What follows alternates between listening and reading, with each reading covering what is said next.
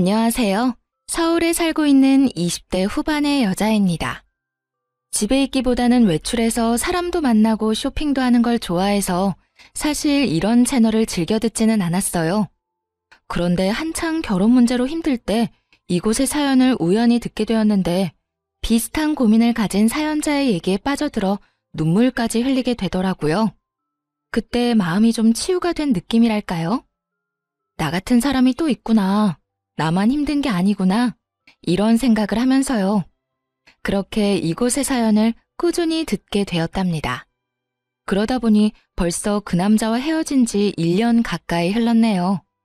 이제 마음의 상처도 많이 아문 것 같아요. 이 채널에서 받았던 위로를 다른 분들께도 드리고 싶어서 용기 내 사연을 써봅니다. 지금 생각하면 정말 현명한 선택을 했던 저의 이야기. 한번 들어주시겠어요? 그 당시 전 서울 강남의 어느 성형외과에서 원무과 직원으로 일하고 있었습니다. 상담을 진행하진 않았고 주로 접수와 결제 담당이었어요.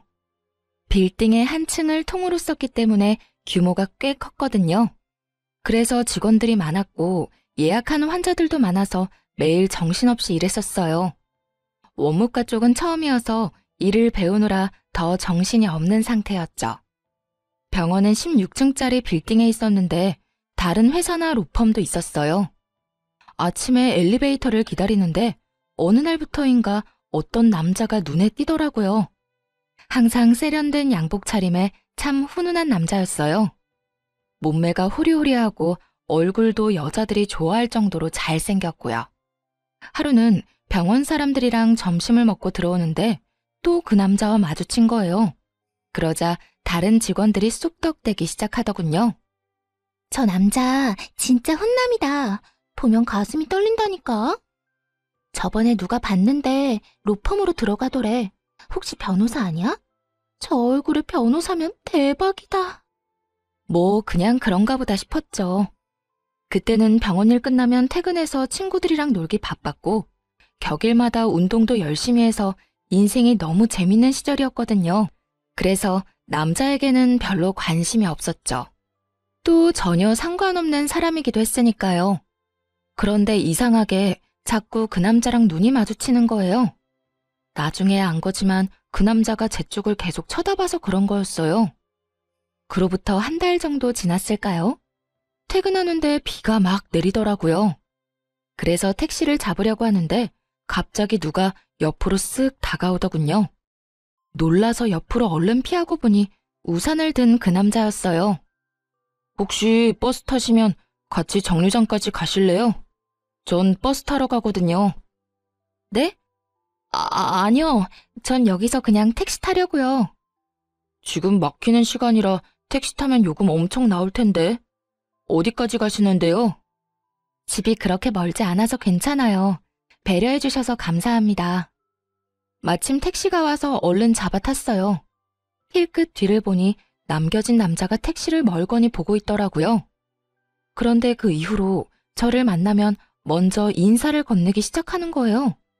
다른 직원들이 그 모습을 보고 난리가 났죠. 남자는 혼자 점점 친한 척을 하더니만 같이 저녁을 먹자더군요. 사실 그렇게 싫지는 않아서 함께 식사까지 하게 되었어요. 전 12층 로펌에서 일해요. 변호사 5년 차고요. 다른 거 하다가 다시 로스쿨 들어가서 공부하고 지금까지 일만 했어요. 그래서 그런가 여자친구 없이 지낸 지 엄청 오래됐네요. 아, 네. 근데 왜 그런 말을 하세요? 혹시 저한테 관심 있어요? 네. 몇 달 전부터 언제 말을 걸어야 하나 타이밍 보고 있었는데 몰랐어요. 이런 말 부끄럽지만 완전 제 스타일이거든요. 잘생긴 남자가 호감이 있다는데 싫은 여자는 없을 거예요. 하지만 처음에는 많이 망설였어요. 제가 좀 화려하게 생긴 스타일이라서 특히 남자들이 오해를 많이 하거든요. 남자친구가 많을 것 같다는 둥, 매일 나가 놀 것 같다는 둥. 그래서 그런지 어릴 때부터 사람을 사귈 때 경계를 많이 했어요. 그래도 남자친구가 조심스럽게 다가와준 덕분에 결국 마음의 문을 열고 사귀게 되었답니다. 사실 오래 사귈 거라고 생각은 안 했는데 진중하고 배려심 깊은 사람이더라고요. 늘 따뜻하게 대해주는 모습에 반해 그렇게 1년을 만나게 되었어요. 중간에 병원 일을 관두고 싶었던 순간도 많았는데 남자친구를 매일 볼 수 있는 직장이어서 그나마 참고 다니기도 했고요. 아직 어렸기 때문에 결혼은 전혀 생각하지도 않았는데 30대인 남자친구는 결혼 이야기를 자주 꺼내더라고요. 둘이 함께하는 미래에 대해서 자연스럽게 말하기도 하고요. 그래서 이렇게 사귀다가 이 남자랑 결혼하게 되는 건가 싶었죠. 근데 자기는 왜 매일같이 결혼 얘기를 해? 정작 나한테 프로포즈는 안 하면서. 자기도 결혼 생각하고 있어? 난 자기가 어리니까 기다리고 있었지. 사실 빨리 결혼해서 얼른 둘이 살고 싶어. 결혼이 무슨 소꿉장난도 아니고 준비할 게 많잖아.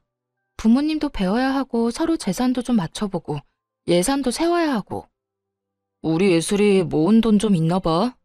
난 내가 다 해야 하나 걱정하고 있었는데 아무래도 자기 월급이 그렇게 많진 않을 거 아니야. 자기가 변호사긴 하지만 그렇게 많이는 못 벌지. 요즘 변호사들이 워낙 많으니까. 사실 그렇지. 예전처럼 많이 벌지는 못해. 그래도 너 하나는 내가 책임질 수 있어. 그렇게 말하는 남자친구를 보니 귀엽기도 하고 애틋하기도 하더라고요. 그래서 저도 자연스럽게 결혼에 대해 긍정적으로 생각하게 됐어요. 그 사이 남자친구한테 로맨틱한 프로포즈를 받아 승낙도 했고요. 앞으로 사랑하는 남자와 결혼해서 꽃길만 걸을 거라는 설렘으로 가득 차 있었죠. 지금 생각하면 참 어린애 같았지만요. 그러던 어느 날 남자친구가 심각하게 자기 집 얘기를 꺼내는 거예요. 나는 사실 엄마랑 둘이 살고 있어. 아버지가 나 대학생 때 갑자기 병으로 돌아가셔서 엄마가 우울증에 걸리셨거든. 로스쿨 다니느라 집도 팔아서 더 작은 집으로 이사 갔고 그나마 내가 변호사가 돼서 다행이지. 우리 엄마 그거 하나 보고 사셔. 그러셨구나. 난 그냥 평범한 집에서 자랐어. 자기한테 그런 아픔이 있는 줄 몰랐네. 그래도 이렇게 변호사까지 되고 대단한 거야 정말. 저기 내가 엄마한테 자기에 대해 말씀드려봤거든? 여자친구 있다고. 결혼 생각한다고 하니까 직업이랑 집안을 바로 물으시더라고. 그래서 아직 자세히 말씀은 못 드렸는데 자기 직업이 전문직은 아니니까 우리 엄마가 반대하실 수도 있을 거야. 어쩌면 좀 모질게 구실 수도 있고. 그래? 좀 걱정되긴 한다. 난 자기 어머님이 반대하시면 억지로 결혼할 마음은 없어. 자기 너무 냉정하게 말한다. 난 엄마를 어떻게 설득할지 고민하느라 머리가 터질 것 같은데.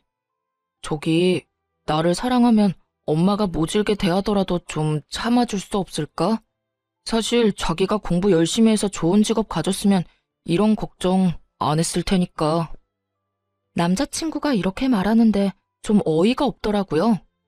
병원에서 접수하는 일을 한다고 엄청 하찮게 여기는 느낌이었죠. 나에 대해 많이 아는 것도 아니면서 말이에요. 사실 남자친구에게 집안에 대한 작은 비밀을 숨기고 있었는데 그냥 다 말해버릴까 하다가 아직 때가 아닌 것 같아 입을 다물었어요. 어릴 때부터 주변 사람들한테 우리 집 얘기는 절대 안 했거든요. 친구들한테도 그냥 평범하게 산다고만 하고 이러쿵저러쿵 말한 적도 없어요. 남들한테 쓸데없는 말 하지 말라고 부모님이 항상 신신당부하셔서 그렇게 됐죠. 일단은 말을 아끼고 다시 만남을 이어가던 어느 날이었어요. 먼저 퇴근하고 건물 입구 앞에서 남자친구를 기다렸죠. 때마침 남자친구가 나오길래 인사하는데 어떤 중년 여자가 툭 치고 가는 거예요. 게다가 남자친구 이름을 크게 부르면서요. 한눈에 봐도 남자친구 엄마라는 걸 알 수 있었어요. 남자친구도 놀랐는지 제 쪽을 휙 쳐다보더라고요. 엄마, 여기까지 웬일이에요? 언제 끝날 줄 알고요. 전화를 미리 하시죠. 우리 변호사님 이렇게 퇴근한 거 보는 게 엄마 행복이야. 아휴, 멀리서 오는 거 보는데 너무 멋있더라. 무슨 아침 드라마 보는 줄 알았잖아. 아, 진짜 그만하세요. 민망하네. 엄마, 이쪽은 이예슬이에요. 내 여자친구. 이렇게 갑자기 만나서 좀 그렇다. 정식으로 날 잡아서 만나야 하는데. 응? 그러게. 그건 그렇고 여기까지 왔는데 엄마랑 같이 집으로 가줄 거지? 그러더니 남자친구 엄마가 팔짱을 딱 끼고는 남자친구를 끌고 가려고 하더라고요. 남자친구는 당황하면서 저를 쳐다봤고요. 근데 오늘 예슬이랑 선약이 있는데? 그러니까 연락을 먼저 하셨어야죠. 아님 이렇게 된 거 우리 셋이서 저녁 먹을까요? 맨날 밖에서 밥 먹는 애가 또 무슨 외식을 한다 그래. 내가 너 좋아하는 제육볶음 맛있게 해놨는데. 그럼 난 먼저 갈게. 내일 보면 되지. 어머님, 다음에 뵙고 정식으로 인사드릴게요. 그런데 진짜 너무 웃겼던 게 뭔지 아시나요? 남자친구 엄마는 저를 한 번도 안 쳐다봤고 마치 없는 사람 취급했다는 거예요. 당연히 인사도 받아주지 않았죠. 제 존재 자체를 그냥 신경도 안 쓰고 지나쳐버리더라고요. 저에 대해 당연히 알고 있었을 텐데 완전히 무시하는 태도를 보니 화가 나더군요. 결국 남자친구는 미안한 표정을 지으면서 지네 엄마한테 끌려갔고요. 말도 제대로 못하는 모습에 좀 정이 떨어졌어요. 그래서 일부러 다음 날까지 연락을 받지 않았네요. 엄청 미안했는지 병원 문 앞까지 찾아와서 기다리고 있더라고요. 자기야, 어젠 진짜 미안했어. 전화 안 받아서 내가 얼마나 걱정했는 줄 알아? 어머님이 나를 어떻게 생각하는지 아주 잘 알겠던데. 그래도 그렇지 사람을 앞에 두고 어떻게 그렇게 모르는 척을 하셔? 그러게 말이야. 나도 집에 가는 길에 엄청 뭐라고 했어. 우리 엄마가 원래 그런 분이 아닌데 진짜 미안해. 어제 나 처음 보신 거잖아. 뭐라고 하셔? 자기한텐 솔직하게 말하셨을 거 아니야. 숨기지 말고 말해봐. 뭐 별로 좋은 얘기는 안 하셨어. 그냥 모르는 척하고 넘겨줘. 내가 우리 엄마는 잘 설득할게. 아, 말해보라고. 나도 알아야 앞으로 어떻게 할지 생각해볼 거 아니야. 생긴 게 날라리 같고 치마도 너무 짧다고. 그렇게 어린 것 같지도 않은데 정숙하지 않다고 하시네. 어젠 좀 치마가 짧긴 했지. 난 그런 거 좋아하지만. 날라리라니. 진짜 어이가 없더라고요. 어차피 곧 우리 집에도 인사를 가야 하니까 이번 기회에 다 털어놓기로 했어요. 우리 집에 인사 오기 전에 미리 말할 게 있어. 무슨 말인데? 혹시 무슨 달동네 산다는 말 아니지? 자기 경제 사정 안 좋다는 건 나도 짐작했어. 괜찮아. 아니? 그건 아니야. 우리 집 가면 놀랄까봐 미리 말해주는 거야. 사실 내가 지금 일하는 병원 원장이 우리 오빠야. 우리 오빠가 성형외과 전문이거든. 진짜야? 아, 그래서 거기서 일하는 거구나. 그럼 자기가 해외에서 학교 나왔다고 한 것도 진짜겠네. 사실 안 믿었거든. 응. 나 미국에서 대학 다니다가 사정이 있어서 다시 한국으로 돌아온 거야. 우리 집 못 살지 않아. 자기랑 결혼하려는 이유 중 하나가 뭔지 알아? 자기가 내 배경 안 보고 나 그대로를 사랑해줘서야. 암튼 일단 가보면 알겠지. 너무 걱정하지 마. 자기가 그렇게 말하니까 얼떨떨하면서도 좀 무섭네. 나 마음에 안 들어 하실까봐 걱정된다. 네, 맞아요. 사실 아버지께서 부동산으로 재산을 많이 불리셔서 부유하게 자랐답니다. 서울의 빌딩 포함해서 건물이 3채 정도 있는 걸로 알고 아버지는 임대업 전문으로 투자회사를 하고 계시고요. 다행히 오빠가 의사가 되어준 덕분에 저는 자유롭게 자랐어요. 그런데 디자인을 전공해 뉴욕으로 대학을 갔다가 교통사고로 다리를 다쳤거든요. 그래서 어쩔 수 없이 졸업을 못하고 귀국하게 된 거였답니다. 공부를 못하게 되니까 미래도 불투명해져서 심적으로 정말 힘든 시기였어요. 방황도 많이 해서 부모님 속도 많이 썩였죠. 방에만 처박혀 있으니까 보다 못한 부모님이 끌어내서 일을 시키신 거였어요. 오빠 병원에서 아르바이트라도 하라면서요. 확실히 규칙적인 일상을 보내고 사람들이랑 대화도 하니까 많이 건강해졌어요. 거기다 남자친구를 만나게 되면서 더욱 생기가 생기고 웃음도 많아져서 그런지 부모님도 벌써부터 남자친구를 좋게 생각하고 계시더라고요. 그래서 용기 내서 남자친구랑 집에 간다고 말씀드릴 수 있었죠. 드디어 우리 집에 인사하러 오는 날이 되었어요. 집을 본 남자친구가 말을 잃고 벙쪄 있더라고요. 여기가 자기 집이란 말이야? 그 뉴스에 나오는 강남에서도 비싼 펜트하우스잖아. 나 이런 데 처음 들어와 봐. 집으로 들어가니 부모님이 반갑게 맞아주셨고 같이 저녁을 먹었죠. 남자친구 집안에 대한 얘기는 거의 안 했어요. 아버지가 홀어머니 얘기를 들으시곤 한동안 아무 말도 안 하시더라고요. 아버지를 설득할 자신은 있었지만 은근히 걱정됐죠. 자네에 비해서 우리 딸이 아직 많이 어려. 그래서 난 사실 결혼시키고 싶지는 않네. 근데 우리 딸이 남자를 소개시켜준 게 처음이란 말이야. 또 어려운 집안 사정에도 변호사까지 된 자네가 대단하다고 생각하네. 예슬이 네가 잘 살 자신 있으면 엄마도 반대하진 않아. 근데 결혼이라는 건 정말 신중하게 결정해야 돼. 너희만 같이 사는 게 아니라 가족과 가족이 만나는 거야. 아버님, 어머님, 저를 믿어주십시오. 제가 예슬이에 비해 정말 부족한 것 잘 알고 있습니다. 그래도 온 힘을 다해서 예슬이 행복하게 해주겠습니다. 우리는 예슬이 정말 부족한 거 없이 키웠네. 근데 자네랑 결혼하면 고생하지는 않을까 걱정되는 건 사실이야. 지금 연봉이 그렇게 많지는 않은 것 같은데 앞으로 포부가 어떻게 되나? 네. 지금 다니는 로펌에서 3년은 더 일을 배울 생각입니다. 어디에 소속되면 변호사도 어떻게 보면 그냥 월급쟁이 아닌가. 지금 그 로펌 내년에 다른 데로 이전한다고 하던데 좀 도와줄 테니 그냥 자네가 로펌을 하나 차리는 게 어떤가? 괜찮은 변호사들 데려다가 덩치 키우면 되지. 비즈니스가 별게 아니야. 다 그렇게 시작하는 거지. 그 말을 듣고 남자친구 얼굴이 환하게 밝아지는 게 눈에 보이더라고요.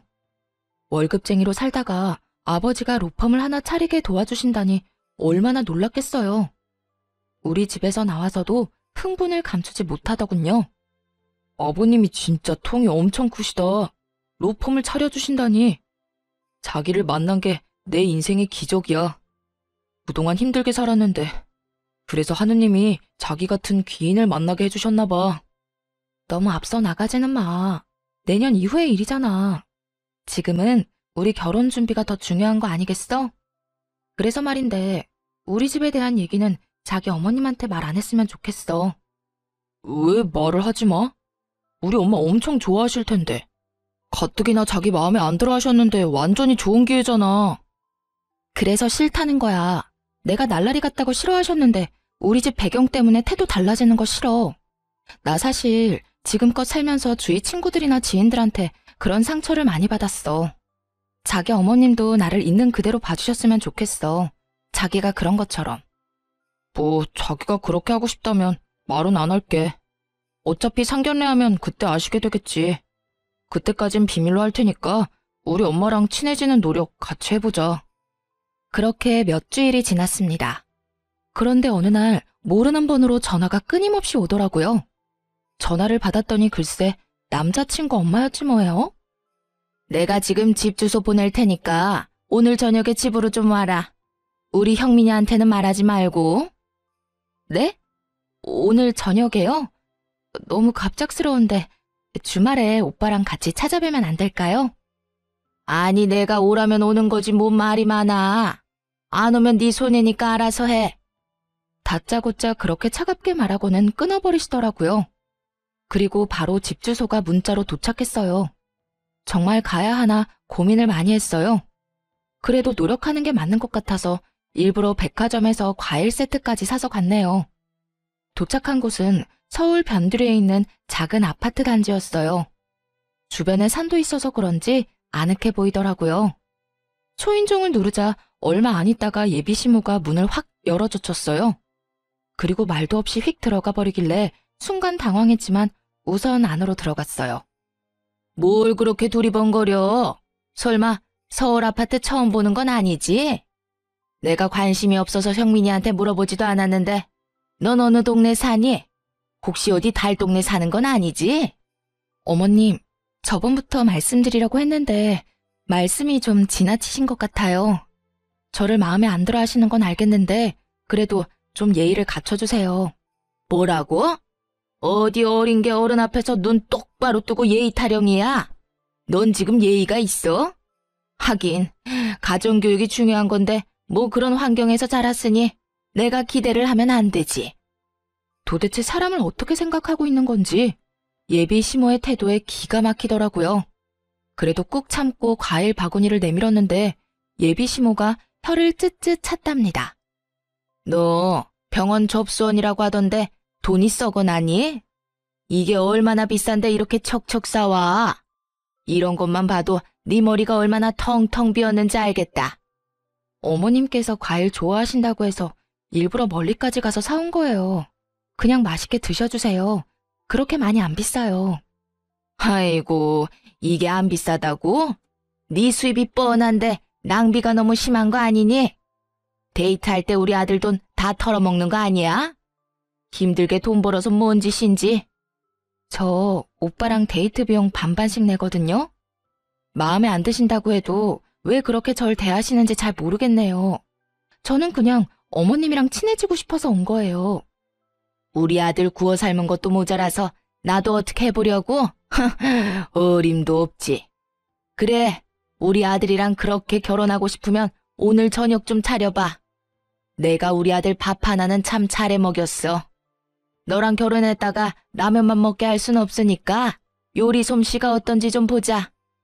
만약 제대로 못하면 절대 우리 아들이랑 결혼 못할 줄 알아. 저 말 들으니 진짜 기가 막히더라고요. 저요, 여태껏 밥 한 번 안 하고 자랐어요. 자랑하는 게 아니라 항상 집에 도우미 아주머니가 계셨거든요. 앞으로도 청소며 요리에 매달릴 생각 없었고요. 그리고 결혼하면 둘이서 알아서 밥 차려 먹고 잘 살 텐데 예비 시모가 말하는 것을 들으니 무슨 노예를 구하는 것 같았죠. 저는 결혼해도 일할 거예요. 집에서도 요리해 본 적 없고요. 부모님도 저한테 밥 차리라고 말씀하신 적 없어요.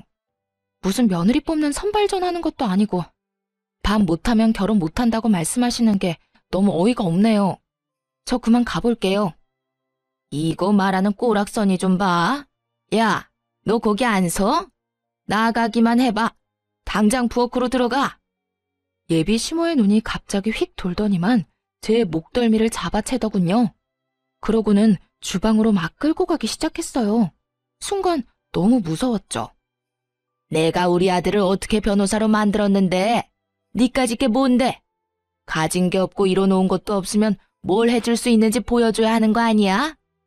집에서 우리 아들 수발 잘 들고 밥이라도 잘해야 할 거 아니야?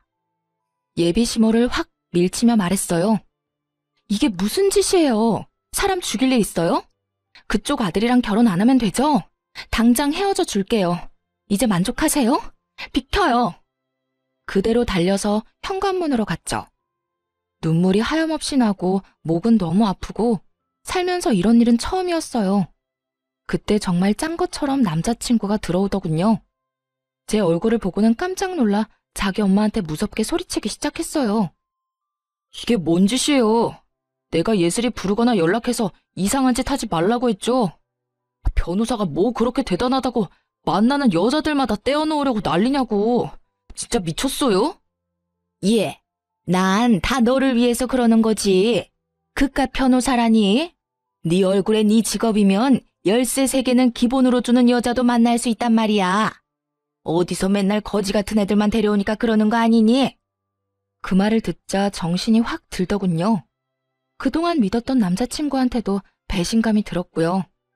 물론 저를 만나기 전에 다른 여자야 만났겠지만 그동안 그런 말 전혀 없었거든요.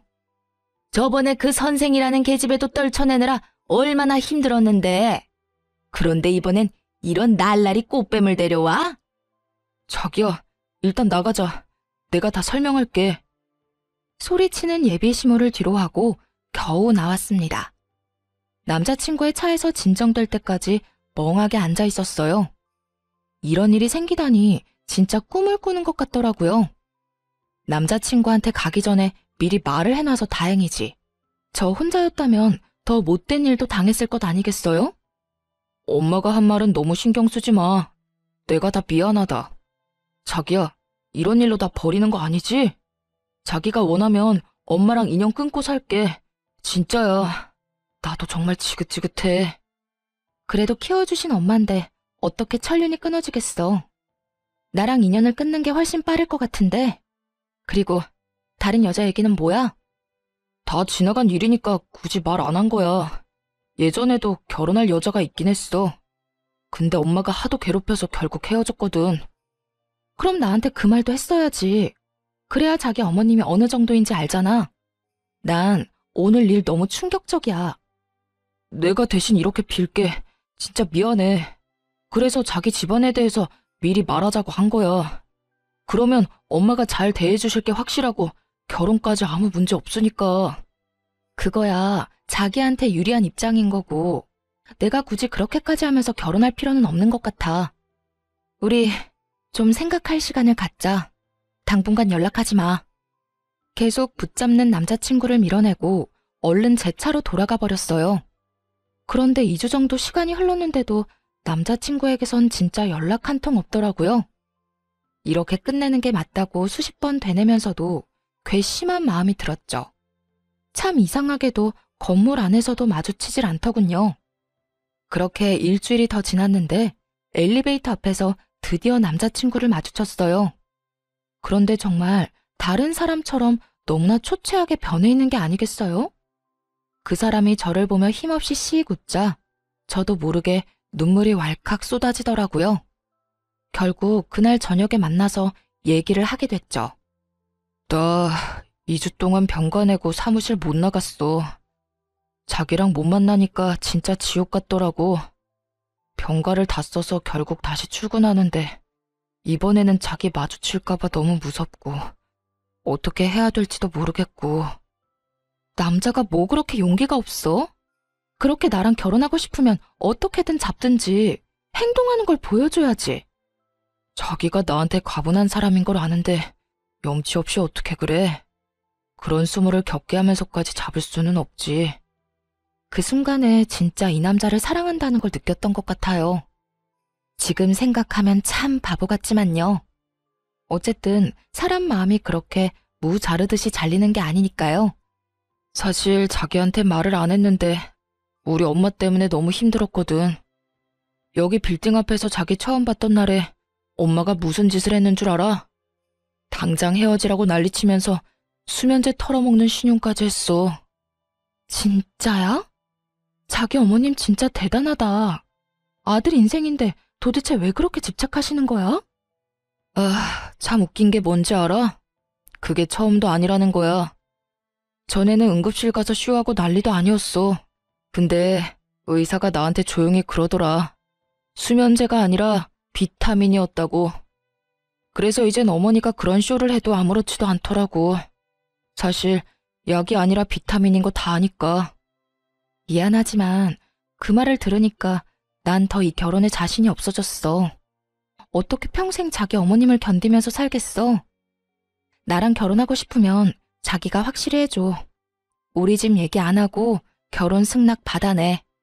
그리고 절대 우리 결혼 생활에 터치 안 하시겠다고 확답 받아줘. 억지스러워 보여도 그게 내 조건이야. 그게 안 되면 앞으로 나한테 더한 요구도 할 뿐인 것 같아. 그러자 남자친구가 갑자기 무릎을 꿇더니 펑펑 울기 시작하더라고요. 내 평생 자기만큼 사랑한 여자는 없어. 자기를 지키기 위해서라면 뭐든지 할 거야. 어떻게든 엄마가 우리 일에 더 이상 참견 못하게 내가 확실히 정리할게. 나 조금만 기다려줘. 우리 안 헤어지는 거 맞지? 남자친구가 울면서 사정을 하기도 했고 저도 사랑하는 마음이 컸기에 우선은 일을 해결할 때까지 지켜보기로 했죠. 다시 만나니까 제 마음도 안정되는 게 느껴졌답니다. 그래도 사랑이 있으니 힘든 난관을 견딜 수 있을 거라는 순수한 믿음이 있었죠. 며칠 뒤 그 일이 있기 전까지는 말이죠. 병원에서 일하고 있는데 낯익은 여자가 저를 째려보며 들어오는 거예요. 눈을 다시 비비고 볼 정도로 이 상황이 믿기지가 않았어요. 맞아요. 남자친구의 어머니였어요. 그대로 얼어붙어서 예비 시모가 다가오는 걸 바라보고 있었죠. 예, 너 내가 좋게 해결하려고 했는데 가만히를 안 있는구나. 진짜 우리 아들하고 결혼을 한다. 이 말이지 감히. 예비 시모는 그 큰 병원에서 수십 명의 환자들에게 들으라는 듯 소리쳤어요. 놀라서 제 옆으로 다가온 다른 직원들이 예비 시모를 말리기 시작했죠. 무슨 일인지는 몰라도 나가주세요. 여기 지금 영업하고 있는데 뭐 하시는 거예요? 내가 여기 왜 왔는지는 저 맹랑한 계집애한테 물어봐. 화병이 나서 지금 쓰러져 죽을 판이야. 어디서 꽃뱀 주제에 우리 아들을 넘봐? 여기 있는 사람들한테 한번 다 말해볼까? 누구 편을 드는지. 지금 여기 사람들 많으니까 나가서 얘기하세요. 아무리 그래도 일하는 직장에 오셔서 지금 뭐 하시는 거예요? 이까지 접수대에서 일하는 주제에 뭔 대단한 거 한다고. 너 대학이나 제대로 나왔어? 너 같은 애들 뻔하지. 반반한 얼굴 하나 믿고 잘난 남자 꼬시려고 하는 거 내가 모를 것 같아? 너 당장 우리 아들한테서 떨어져. 그 확답 받을 때까진 난 절대 여기서 안 나간다. 그러고는 예비 시모가 갑자기 정수기 쪽으로 가더니 컵에 찬물을 담기 시작했어요. 하도 열을 내더니 물 마시려는가 보다 하는 찰나에 그걸 저한테 확 뿌린 거 있죠. 그 많은 사람 앞에서 물까지 뒤집었으니 정말 너무 화가 나고 견딜 수가 없더군요. 사람들이 수군대는 소리가 들려왔어요. 이에 질세라 탕비실로 가서 큰 물통에 물을 한가득 떠 예비 시모한테 확 뿌렸죠. 나 절대 당신 아들이랑 결혼 안 해. 걱정 붙들어 매세요. 나중에 절대 후회하지 말고 나한테 구질구질하게 매달리지 말아요. 알았어요?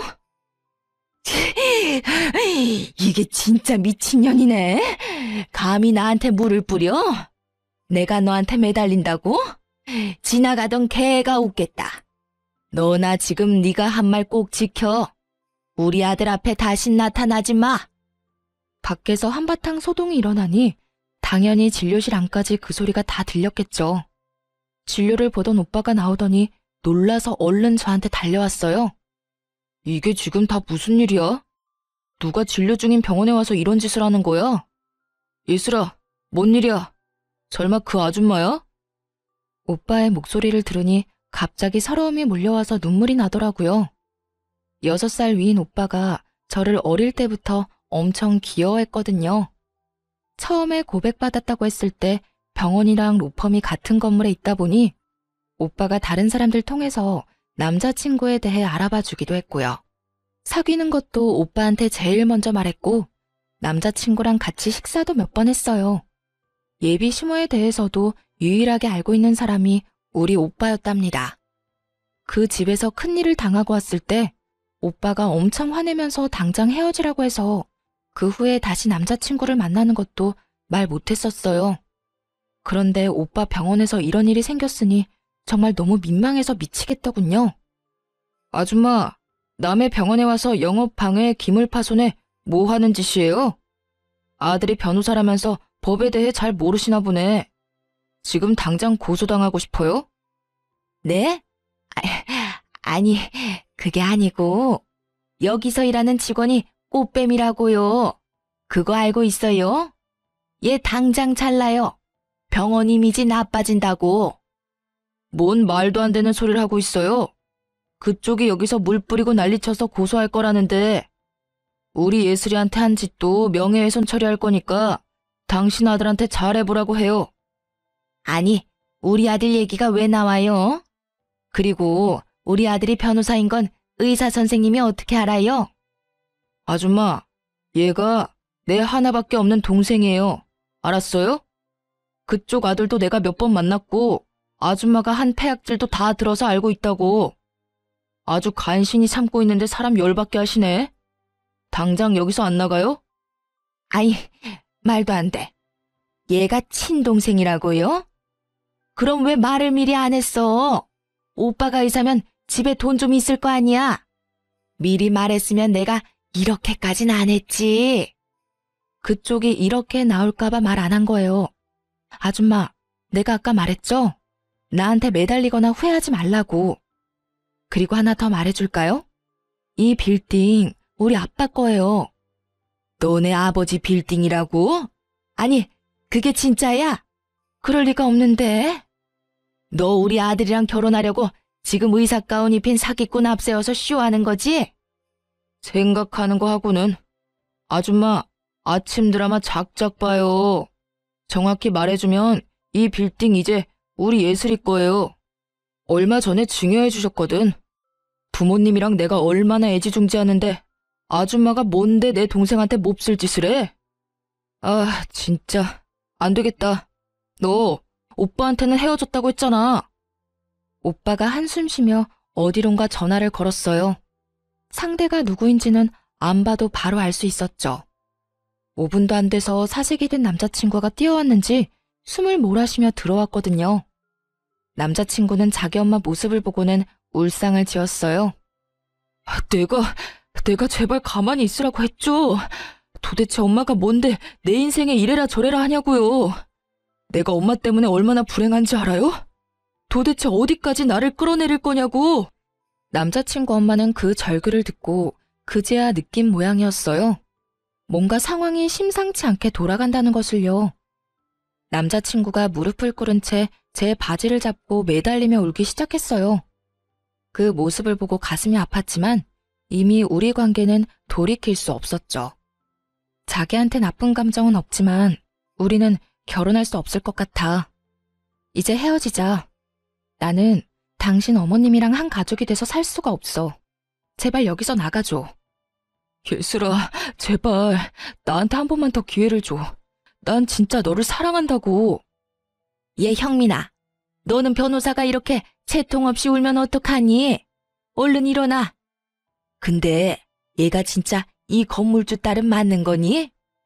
이제 와서 그게 중요해요? 나 예슬이랑 헤어지면 엄마랑도 연 끊고 살 거예요. 알았어요? 이제야 상황 파악이 됐는지 남자친구 엄마가 부드러운 목소리로 말하더군요. 예, 아가야. 내가 우리 아들을 생각하는 마음에 큰 실수를 한 것 같다. 우리 좀 진정이 되면 다시 얘기하자. 일하는 데 와서 미안하다. 오늘 이후로 다신 아줌마랑 마주칠 일 없을 거예요. 상황 다 알았으니까 이제 그만 가주세요. 지금 안 나가면 진짜 경찰 부릅니다. 강 과장님, 빨리 처리 좀 부탁드릴게요. 얼른 정리하고 정상 진료합시다. 원무과 과장님이 남자친구와 남자친구 엄마를 억지로 끌고 병원 밖으로 나갔어요. 오빠랑 직원들한테 이 일을 어떻게 설명해야 하나 정신이 아찔한데 문 밖에서 남자친구 엄마의 목소리만 또렷이 들려오더군요. 원무과 과장님한테 글쎄 뭐라고 했는지 아시나요? 근데 진짜 제가 이 건물주 딸 맞아요? 저 의사 동생이 맞고요? 저 의사가 여기 원장 맞아요? 예, 불러 들어온 복을 아주 뻥 차셨네요. 그 말을 들은 남자친구 엄마가 벙찐 채 이쪽을 바라보는데 얼굴이 점점 흑색으로 변하는 게 보이더라고요. 눈도 마주치기 싫어서 얼른 탕비실로 들어가 버렸어요. 30분쯤 지나고 오빠가 집으로 그만 가라고 해서 그 길로 퇴근했답니다. 그 이후로 남자친구 연락도 그냥 차단해버렸어요. 괜히 연락하고 변명을 들으면 미련 때문에 나쁜 선택을 할 것 같아서요. 오빠가 핸드폰 검사까지 하면서 완전히 뜯어말리기도 했고요. 한동안 남자친구 엄마가 다시 찾아올까봐 병원에 가지 않았는데 오빠도 아예 그만 일하는 게 좋겠다고 하더라고요. 그래서 짐도 챙겨오고 직원들에게 사과도 할 겸 마지막으로 병원에 갔죠. 그런데 어쩐지 쎄하더라니. 빌딩 앞에서 남자친구 엄마랑 딱 마주쳤지 뭐예요. 저를 발견하자마자 막 달려오더군요. 진짜 무슨 공포영화처럼 너무 무서워서 뒷걸음질까지 쳤네요. 그러더니 무턱대고 앞에서 무릎을 꿇었어요. 잠을 한숨도 못 잔 것처럼 머리는 엉망이고 옷도 엉망이고 말이죠. 아가야, 제발 나 좀 한 번만 봐주렴. 정말 미안하다. 우리 아들 한 번만 받아주면 내가 앞으로 네 앞에서 납작 엎드려서 살게. 응? 내가 우리 아들 일이라면 앞뒤 안 가리는 경향이 좀 있어. 잠깐 미쳤었나 봐, 아가야. 다 끝난 마당에 소름 끼치게 무슨 아가? 난 아줌마 얼굴 보는 것만으로도 끔찍해요. 내가 말하지 않았어요? 그쪽 아들이랑 다신 안 만날 거고 결혼도 안 할 거니까 나 찾아오지 말라고요. 그날 이후로 형민이가 짐 싸서 나가버렸어. 나한테 전화 한 통도 없고 그래서 잠도 못 자고 너한테 용서를 빌려고 매일 여기서 너만 기다렸단 나가야. 그 말이 더 소름 끼치네요. 나 다신 여기 안 올 거니까 앞으로 찾아오지 마요. 그리고 이제 다 끝난 사이지만 당신 아들은 당신 소유물이 아니에요. 아들 인생 망치지 말고 적당히 해요. 계속 따라오며 미안하다고 오는 그 여자를 떼어내느라 진짜 곤혹스러웠어요. 결국 빌딩 경비원분들한테 부탁해서야 겨우 쫓아버릴 수 있었죠. 그렇게 그 아줌마의 악연은 다행히 끝낼 수가 있었어요. 전 남자친구와는 그 후 3개월 뒤에 한 번 만난 걸로 인연을 마무리했고요. 지금도 그 사람을 생각하면 마음 한편이 아려요. 차라리 절대 못 헤어진다고 악이라도 썼다면 정이 더 떨어졌을 텐데 그 사람은 제가 연락할 때까지 한 번도 연락하지 않더라고요. 오빠를 통해 그 사람이 로펌을 그만뒀다는 사실을 알게 됐지만 연락하진 않았어요. 그런데 어느 날 그 사람에게서 메시지가 왔더군요. 물론 바보 같은 건 알지만 그래도 한 번 만나서 마무리를 짓고 싶더라고요. 자주 가던 공원에서 만나서 어색하게 얘기를 이어나갔죠. 우리 엄마가 병원 앞에서 매일 너 기다렸단 소리 들었어. 정말 미안해. 내가 알아서 해결했어야 했는데. 우리 엄마 아직도 나한테 별 미친 소리를 매일같이 하고 있어. 너 잡으라고 돈 많은 며느리 놓쳐서 평생 제정신으로 못 살겠다고. 나도 병원 오래 안 나갔다가 딱 한 번 갔어. 매일 기다리고 있는 줄은 몰랐지 뭐. 이제 다 끝난 일이야. 예슬아, 너무 미안해서 차마 돌아오라는 말은 하지 못하겠어. 근데 진짜 내 욕심으로 한 번만 다시 잡고 싶다. 나 엄마 집에서 나와서 혼자 살고 있어. 평생 엄마 안 보고 산다고 해도 나한텐 기회가 없을까? 나도 오빠한테 나쁜 감정은 없어. 그래서 더 힘들어. 부모님한테 제대로 말도 못하고 그냥 헤어졌다고만 했지만 나도 진짜 힘들다고. 근데 나는 오빠 어머님 얼굴을 다신 볼 자신이 없어. 영 끊겠다고 하지만 오빠랑 있는 동안은 어찌됐든 소식을 듣게 될 거잖아. 난 오빠보다 내 인생이 더 중요해. 그래, 잘 알고 있어. 마지막으로 나도 욕심 부려본 거야. 앞으로 좋은 사람 만나서 행복하게 살아. 그 사람과의 인연은 그렇게 끝이 났답니다. 저는 공부를 다시 하기 위해 곧바로 준비해서 다시 미국으로 유학을 떠났어요. 지금은 미국에서 생활 중인데 저녁에 이곳의 사연을 종종 듣고 있죠.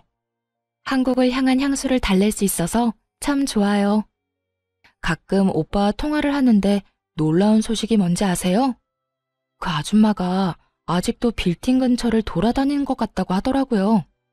진짜 정신이 이상해진 거 아닐까 싶어요. 하긴 그렇게 돈 많은 집 며느리 찾으려고 난리치다가 자기 때문에 놓쳐버렸으니 저 같아도 속 쓰려서 제대로 못 살 것 같네요. 상처도 많이 받고 이상한 일을 겪은 터라 앞으로 결혼할 수 있을지 모르겠지만 지금은 우선 공부를 잘 끝내는 걸 목표로 지내고 있어요. 제가 타지에서 잘 살아갈 수 있도록 듣고 계신 분들이 힘을 주셨으면 좋겠습니다. 이야기 들어주셔서 감사드리고 좋은 날만